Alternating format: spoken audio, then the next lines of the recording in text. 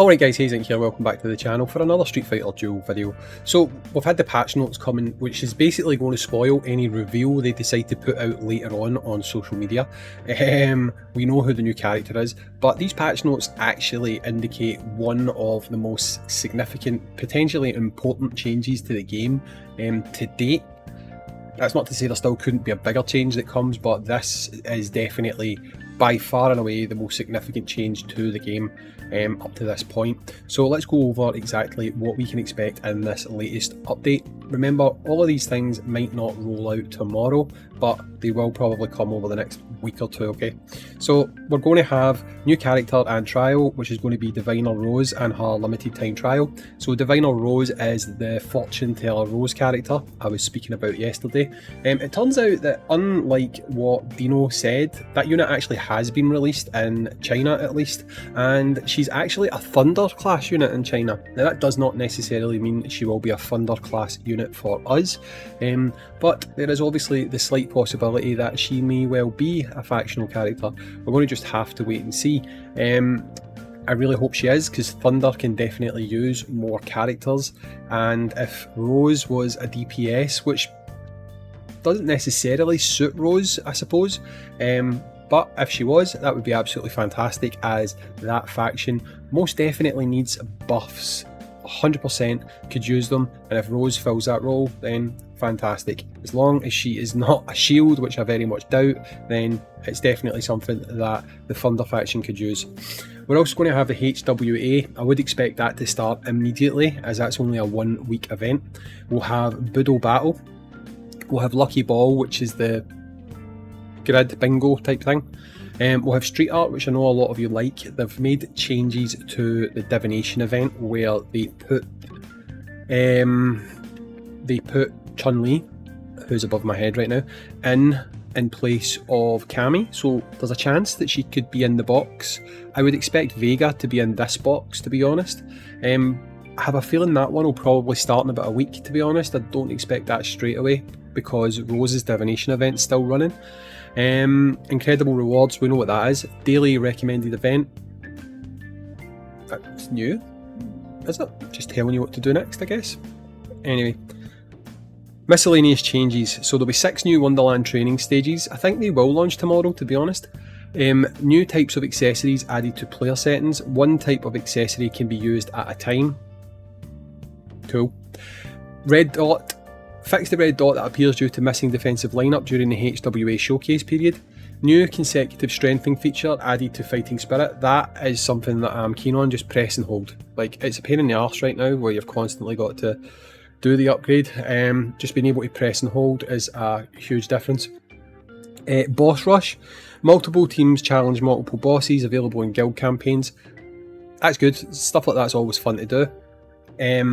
This is the significant change. Now this is really important. We'll talk about this a little bit here.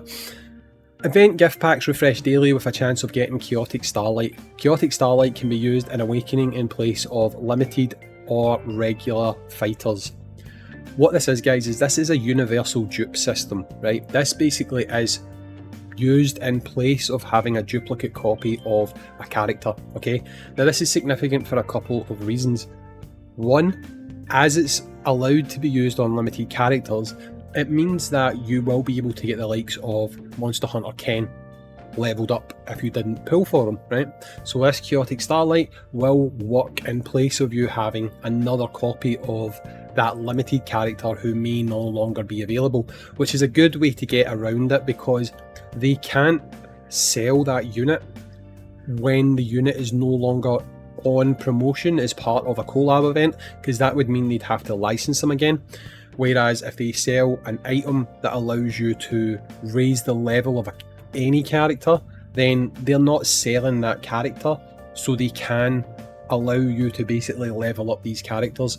So that's really good, because it's going to allow you to take characters who you maybe stopped at SSS up to the point where they can use soul shards. It's going to allow you to take characters who maybe you were late to the game, you only got 1 copy.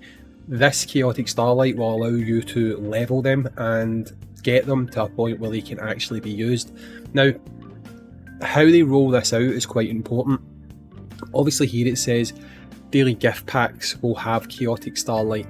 Now, that doesn't mean exclusively that's the only place where this is going to exist, okay?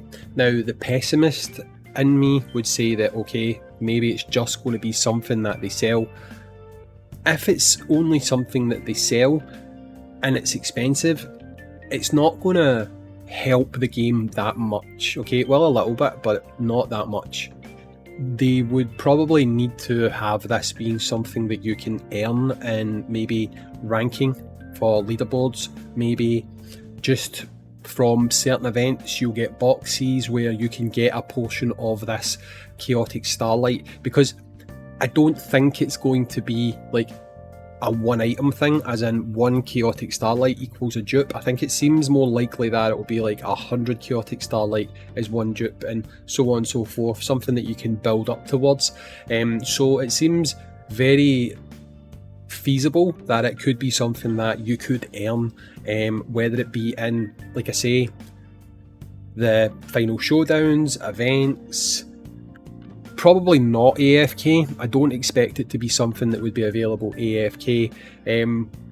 Starting out, it might only be in gift packs, but that doesn't necessarily mean that it will only be in gift packs the whole way. I feel like they would be missing a bit of a trick if they introduced this and only had it in the gift packs, because even if it was a resource that you could slowly farm, maybe get enough every 2 months to get a copy of a dupe, while it's not fantastic, it's still something that people could work towards, still something that people could be like, okay, I can farm this up slowly, over 2 months I'll gain a dupe. Maybe if you rank in an event or do well in something else, you might end up getting 2, maybe 3. That's the type of thing that if you were like maybe a dolphin, for example, you might go, right, well, okay, I've earned 2 this month, I think I'll just buy that pack that's got another one, you know, to tip you over the edge to help level up these units.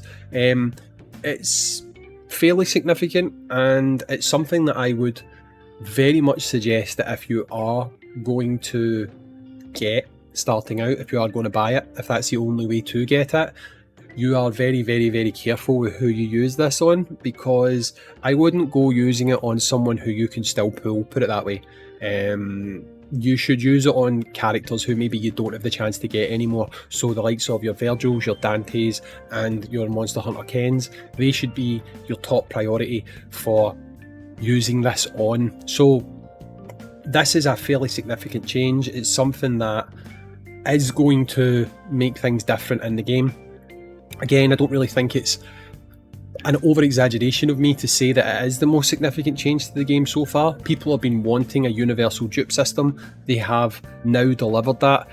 Really, how they roll it out now is the most important thing, and I would say that this is a very positive move to introduce it.